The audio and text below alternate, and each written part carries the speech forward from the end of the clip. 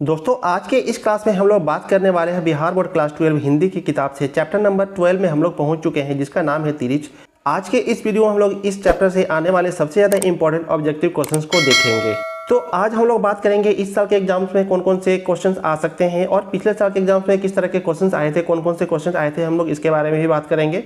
और जो इस चैप्टर से आने वाले सबसे ज़्यादा इंपॉर्टेंट क्वेश्चंस हो सकते हैं उनके बारे में भी हम लोग बात करेंगे।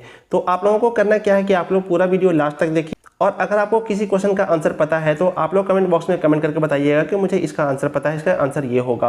और वीडियो के एंड में आप लोग अपना टोटल स्कोर कमेंट कीजिएगा, यानी कि आपने टोटल अगर 20 क्वेश्चन है तो 20 में से आपका कितने सही हुए थे, टोटल स्कोर आपको वीडियो के एंड में कमेंट बॉक्स में कमेंट करना है। दोस्तों हम लोग ज़्यादा टाइम वेस्ट नहीं करते हैं और आज के इस वीडियो के पहले क्वेश्चन की तरफ चलते हैं। तो आज के इस वीडियो का हमारा पहला क्वेश्चन है, तिरिच शीर्षक पाठ में बैंक के नेपाली चौकीदार का नाम क्या था। यहाँ पे पूछा जा रहा है कि तिरिच शीर्षक पाठ में बैंक के जो नेपाली चौकीदार था उसका नाम क्या था। ऑप्शन में आपको बताता हूं रंजन, थापा, जगन और राजन। तो आपको अगर इसका जवाब पता है तो जल्दी से कमेंट कर दीजिए। चलिए मैं आपको इसका करेक्ट आंसर बता देता हूं। ऑप्शन नंबर बी इसका करेक्ट आंसर हो जाएगा थापा, यानी कि तिरिच शीर्षक पाठ में बैंक के नेपाली चौकीदार का नाम क्या था, तो थापा था, यानी ऑप्शन नंबर बी इसका करेक्ट आंसर हो जाएगा। अगला क्वेश्चन है, तिरिच शीर्षक पाठ में लेखक के पिताजी कितने साल के हैं। ये क्वेश्चन 2022 के एनुअल एग्जाम में आया हुआ और इसके जो पहला क्वेश्चन था वो 2025 के एनुअल एग्जाम में आया हुआ था। तो इस तरह के क्वेश्चन बार बार पूछे जाते हैं, तो आप लोगों को इस तरह के क्वेश्चन पे खास तौर पर ध्यान देना है। क्वेश्चन नंबर 2 हमारा है, तिरिच शीर्षक पाठ में लेखक के पिताजी कितने साल के हैं। तो आप लोगों को जवाब पता है तो जल्दी से कमेंट कर दिए। चलिए मैं आपको इस क्वेश्चन के लिए ऑप्शंस बता देता हूं, 56 साल के, 52 साल के, 55 साल के और 57 साल के। तो आप लोगों ने क्या इसका जवाब सोचा? तो जी हाँ, बिल्कुल आपने सही गेस किया। ऑप्शन नंबर सी इसका करेक्ट आंसर हो जाएगा, यानी कि जो तिरिच शीर्षक पाठ में लेखक के पिताजी हैं उनकी उम्र 55 साल थी, 55 साल के थे। तो ऑप्शन नंबर सी इसका करेक्ट आंसर हो जाएगा। तो दोस्तों आज के इस वीडियो का हमारा अगला क्वेश्चन है, तिरिच कहानी के पिताजी का नाम क्या है। यहाँ पे तिरिच कहानी में जो लेखक के पिताजी हैं उनका नाम पूछा जा रहा है। ऑप्शंस है राम निहाल प्रसाद, राम स्वारथ प्रसाद, राम किशोर प्रसाद और राम बली प्रसाद। तो आप लोगों को इसका जवाब पता है तो जल्दी से कमेंट कर दिए। चलिए मैं आपको बताता हूँ, इसका करेक्ट आंसर हो जाएगा ऑप्शन नंबर बी इसका करेक्ट आंसर हो जाएगा। क्या नाम था? राम स्वारथ प्रसाद। यहाँ आपने बिल्कुल सही पहचाना। तो तिरिच कहानी में पिताजी का नाम क्या था? तो राम स्वारथ प्रसाद था। अगले क्वेश्चन की तरफ चलते हैं।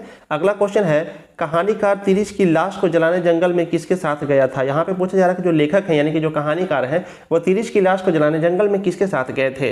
तो इस क्वेश्चन के लिए ऑप्शन है शानू, भानु, थानु और कृषाणु। तो दोस्तों इसका करेक्ट आंसर हो जाएगा ऑप्शन नंबर सी, यानी कि थानु के साथ गए थे। ऑप्शन नंबर सी इसका करेक्ट आंसर हो जाएगा। तो जो इस चैप्टर के कहानीकार यानी जो लेखक हैं तो वो तिरिच की लाश को जलाने जंगल में थानु के साथ गए थे। आप लोगों को ध्यान में रखना है, थानु के साथ गए थे। ये एक इंपॉर्टेंट क्वेश्चन है, इस साल के एग्जाम्स में हो सकता है कि आ जाए।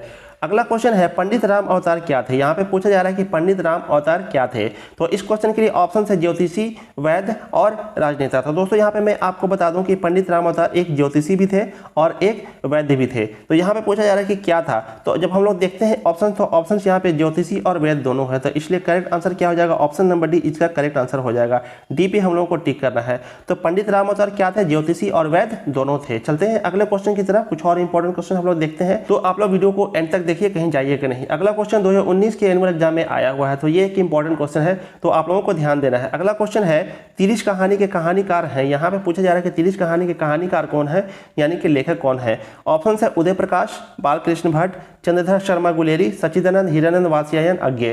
तो इसका करेक्ट आंसर आप लोगों को मुझे लगता है कि पता है, तो इसका करेक्ट आंसर हो जाएगा ऑप्शन नंबर ए इसका करेक्ट आंसर हो जाएगा, यानी कि उदय प्रकाश इस कहानी के कहानीकार हैं। तो सही जवाब हो जाएगा option number A Uday Prakash. ए पे हम लोगों को टिक करना है। बढ़ते हैं अगले क्वेश्चन की तरफ। तो आज के इस वीडियो का हमारा अगला क्वेश्चन है, कौन सी कृति उदय प्रकाश की नहीं। यहाँ पे जो पूछा जा रहा है कि जो हमारे इस चैप्टर तिरिच के जो राइटर हैं, जो लेखक हैं, उनका नाम है उदय प्रकाश। तो इनमें से कौन सी कृति, कौन सी रचना उदय प्रकाश की नहीं है। ऑप्शन है पीली छतरी वाली लड़की, पॉल गोमरा का स्कूटर, टूटा हुआ पुल और अंत में प्रार्थना। तो दोस्तों यहाँ पे मैं आपको बता दूं कि पीली छतरी वाली लड़की भी इनकी कृति यानी उदय प्रकाश की कृति है। पॉल गोमरा का स्कूटर भी इनकी कृति यानी उदय प्रकाश की कृति है। और अंत में प्रार्थना ये भी उदय प्रकाश की कृति है। तो अब बच गया क्या? ऑप्शन नंबर सी बच गया, यानी कि option number C correct answer हो जाएगा। तो इनमें से उदय प्रकाश की कृति कौन सी नहीं है, तो टूटा हुआ पुल। ऑप्शन नंबर सी इसका करेक्ट आंसर हो जाएगा, यानी कि टूटा हुआ पुल किसी कृति है, तो उदय प्रकाश की कृति नहीं है।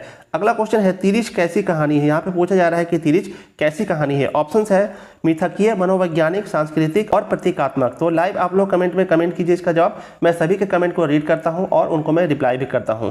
तो ऑप्शन मैंने आपको बता दिया। चलिए आप लोग जल्दी से कमेंट कर दीजिए इसका करेक्ट आंसर अगर आप लोगों को पता है तो इसके बाद मैं आपको इस क्वेश्चन का करेक्ट आंसर बताऊंगा। तो आप लोग मेरे आंसर से मैच कीजिएगा तो आपका आंसर सही होता है कि नहीं। तो दोस्तों इस क्वेश्चन का सही जवाब हो जाएगा ऑप्शन नंबर डी, प्रतीकात्मक। तो सीरीज कैसी कहानी है? एक प्रतीकात्मक कहानी है। तो ऑप्शन नंबर डी इसका करेक्ट आंसर हो जाएगा। चलते हैं हम लोग अगले क्वेश्चन की तरफ। कुछ और इंपॉर्टेंट क्वेश्चन हम लोग देखेंगे।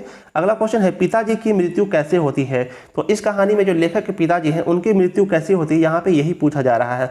ऑप्शन से तीरिश के काटने से, धतूरे के जहर से, दुर्घटना से और मानसिक सदमे और अधिक रक्तस्राव से। तो इस क्वेश्चन का सही जवाब हो जाएगा ऑप्शन नंबर डी। क्या होगा इसका जवाब? तो ऑप्शन नंबर डी इसका करेक्ट आंसर होगा।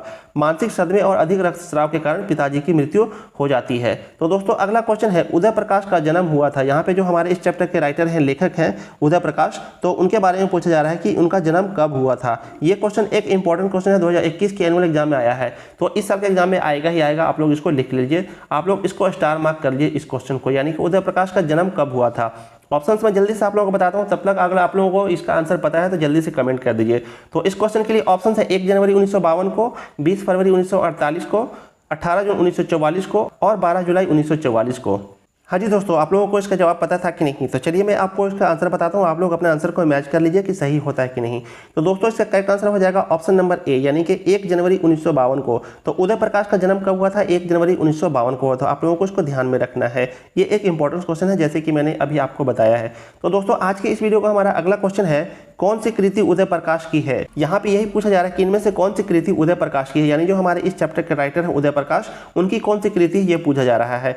ऑप्शन है रीछ, दरियाई घोड़ा, लिहाफ और नीली झील। तो दोस्तों आप लोगों को इस तरह के क्वेश्चन को हमेशा ध्यान में रखने की जरूरत होगी। लेखक होते हैं उनकी कौन कौन सी कृतियां होती हैं, इनको आप लोगों को ध्यान में रखना होता है, क्योंकि इस तरह के क्वेश्चन काफ़ी ज़्यादा इंपॉर्टेंट होते हैं। तो चलिए मैं अब आपको इसका आंसर बताता हूँ। इसका करेक्ट आंसर हो जाएगा ऑप्शन नंबर बी, दरियाई घोड़ा। इनमें से कौन सी कृति उदय प्रकाश की है? तो जवाब हो जाएगा दरियाई घोड़ा, यानी कि ऑप्शन नंबर बी इसका करेक्ट आंसर होगा। तो हम लोग आगे बढ़ते हैं, कुछ और क्वेश्चन लेते हैं। अगला क्वेश्चन है तीरिश के लेखक हैं। यहाँ पे पूछा जा रहा है कि तीरिश के लेखक कौन है। तो अब तो आप लोगों को याद हो गया होगा, उदय प्रकाश इसका करेक्ट आंसर हो जाएगा, यानी कि ऑप्शन नंबर सी इसका करेक्ट आंसर हो जाएगा उदय प्रकाश। तो तीरिश के लेखक कौन है? उदय प्रकाश हैं। क्वेश्चन को इस तरह से भी पूछ सकता है कि उदय प्रकाश ने कौन से लेसन को लिखा है, तो जवाब हो जाएगा तीरिश। अगला क्वेश्चन है तीरिश क्या होता है। यहाँ पे पूछा जा रहा है कि तीरिश क्या होता है, किसको कहते हैं। ऑप्शन में जल्दी से आप लोगों को बताता हूँ, जंगली सांप, दरियाई घोड़ा, भेड़िया और विषखापर। तो आई थिंक मुझे लगता है कि आप लोगों को इसका जवाब पता होगा। जी हाँ, सही आपने पहचाना, ऑप्शन नंबर डी इसका करेक्ट आंसर हो जाएगा विषखापर, यानी कि एक जहरीला लिजार्ड जो होता है उसको तीरिश कहा जाता है। तो यहाँ पे करेक्ट आंसर क्या हो जाएगा? डी हो जाएगा सही जवाब। अब हम लोग आगे बढ़ते हैं, अगला क्वेश्चन लेते हैं। अगला क्वेश्चन है अरेबा परेबा उदय प्रकाश की कैसी कृति है। तो यहाँ पे एक कृति है इनकी अरेबा परेबा, उसके बारे में पूछा जा रहा है कि ये किस प्रकार की कृति है, कैसी कृति है। ऑप्शंस में जल्दी से आप लोगों को बताता हूँ, उपन्यास, कहानी संग्रह, कविता संग्रह, इनमें से कोई नहीं। तो आप लोगों को जवाब अगर पता है तो जल्दी से कमेंट कीजिए। और चलिए मैं आपको इसका करेक्ट आंसर बताता हूँ। इसका करेक्ट आंसर हो जाएगा ऑप्शन नंबर बी, कहानी संग्रह। तो अरेबा परेबा क्या है? एक कहानी संग्रह है। आप लोगों को इसको ध्यान में रखना है, एक इंपॉर्टेंट क्वेश्चन है। तो दोस्तों आज के इस वीडियो का हमारा अगला क्वेश्चन होगा कहानीकार को सपने में बोलने और चीखने की आदत है, यह किसने बतलाया। यहाँ पे पूछा जा रहा है कि कहानीकार यानी कि जो लेखक हैं उनको सपने में बोलने और चीखने की आदत थी, तो ये बात उनको किसने बताया था, यहाँ पे यही पूछा जा रहा है। ऑप्शन से कहानीकार के पिता ने, कहानीकार की माँ ने, कहानीकार के भैया ने और कहानीकार के चाचा ने। तो आप लोगों को अगर जवाब पता है तो जल्दी से कमेंट कर दिए। चलिए मैं आपको इसका करेक्ट आंसर बताता हूँ। ऑप्शन नंबर बी इसका सही जवाब होगा, यानी कि कहानीकार की माँ ने उनको बतलाया था कि कहानीकार को सपने में बोलने और चीखने की आदत है।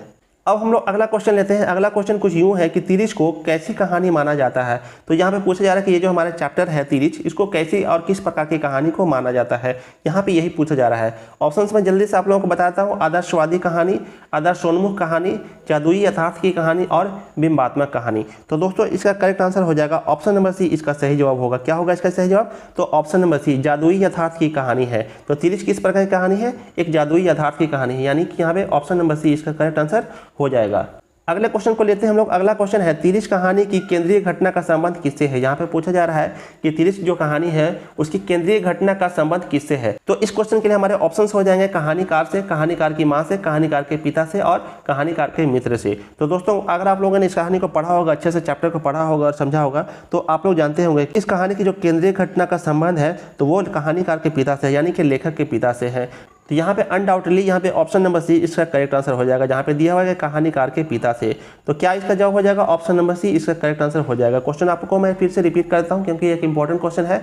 तो तिरिश कहानी की केंद्रीय घटना का संबंध किससे है, तो कहानीकार के पिताजी से। ऑप्शन नंबर सी इसका करेक्ट आंसर हो जाएगा। दोस्तों चलते हैं हम लोग अगले क्वेश्चन की तरफ। अगला क्वेश्चन एक इंपॉर्टेंट क्वेश्चन है, 2021 के एनुअल एग्जाम में आया हुआ है।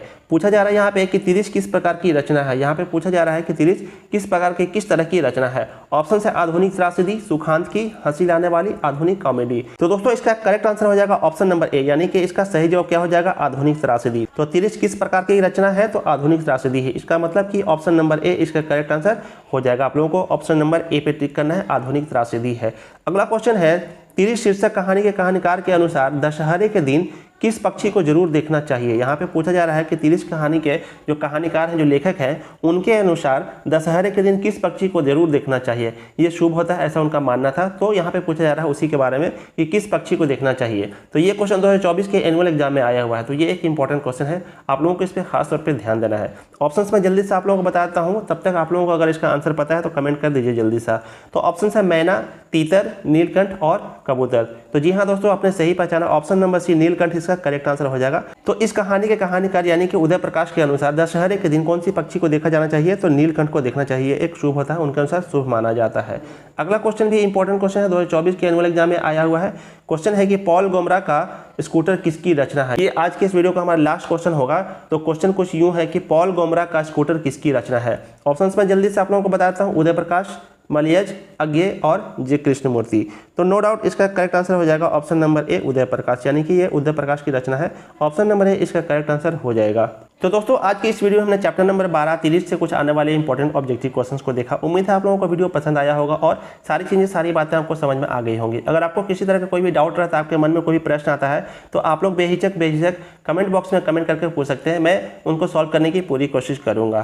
तो दोस्तों अब करना क्या है आप लोगों को कि मैंने स्टार्टिंग आपको बताया था कि आपको टोटल वीडियो शुरू से लेकर अंत तक देखना है और आपको हर एक क्वेश्चन का जवाब देना है और उसके बाद आपको अपना स्कोर कमेंट बॉक्स में कमेंट करना है। तो चलिए मुझे जल्दी से बताइए कि टोटल 20 क्वेश्चन में से आपका कितना सही हुआ था, यानी कि आपका स्कोर कितना रहा था। मुझे जल्दी से कमेंट बॉक्स में कमेंट करके बता दीजिए। देखिए आप लोग चीटिंग नहीं करिएगा, ईमानदारी से सारी चीज़ें बताइए। इससे हमें ये पता चले कि आपकी तैयारी अच्छे ढंग से चल रही है कि नहीं चल रही है। तो दोस्तों आप लोगों से एक रिक्वेस्ट है कि आप लोग वीडियो के ऊपर अपना फीडबैक जरूर दीजिएगा कि आपको हमारे वीडियोस पसंद आ रहे हैं कि नहीं। अगर आपको वीडियो अच्छा लगता है तो वीडियो को लाइक कर दीजिए, एक प्यारा सा कमेंट कर दीजिए और अपने दोस्तों के साथ शेयर कर दीजिए। और अगर आप चैनल पर नए हैं तो हमारे चैनल को जरूर सब्सक्राइब कर लें। इससे हमें काफ़ी ज़्यादा मोटिवेशन मिलती है कि हम आपके लिए अच्छे से अच्छे वीडियो बना करके ला सकें और आपकी तैयारी अच्छे ढंग से हो सके। और हिंदी और इंग्लिश की तैयारी हम लोग इस चैनल पर करते हैं, तो इन दोनों सब्जेक्ट्स में आपके काफ़ी अच्छे मार्क्स आ सकें।